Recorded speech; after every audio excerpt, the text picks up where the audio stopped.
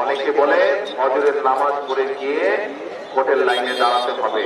আমি বলি না, ফজর না, এবার আপনাদের সবাইকে তাহাজ্জুদের নামাজ পড়তে হবে। তাহাজ্জুদের নামাজ পড়ে প্রস্তুতি নেবেন যাওয়ার জন্য। ফজরের নামাজের আগে দরকার হলে ভোট কেন্দ্রের সামনে গিয়ে আপনারা ফজরের নামাজ পড়বেন, জামাত করে ফজরের নামাজ পড়বেন। একটু আগে আমরা জামাত করলাম না এখানে,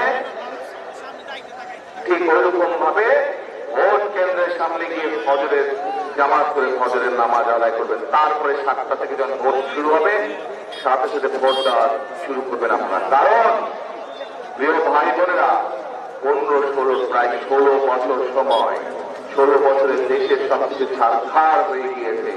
আমরা দেখেছি আমাদের প্রত্যেকটি রাষ্ট্রের প্রত্যেকটি প্রতিষ্ঠানকে নষ্ট করে দেওয়া হয়েছে। আমরা দেখেছি কিভাবে দুর্নীতির মাধ্যমে দেশ থেকে জনগণের অর্থ সম্পদ লুটপাট করে পাচার করে দেওয়া হয়েছে। এই দুর্নীতিকে যদি বন্ধ করতে হয় তাহলে জনগণকে সজাগ হতে হবে।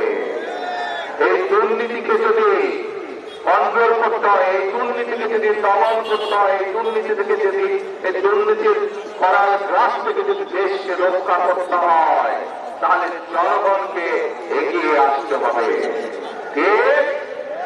দেশটা কার? কারো ব্যক্তি সম্পত্তি না, কার এই দেশ? জনগণের দেশ। অর্থাৎ আপনারা যারা সামনে যে হাজার হাজার মানুষ চারিদিকে, আপনারা হচ্ছে এই দেশের মালিক।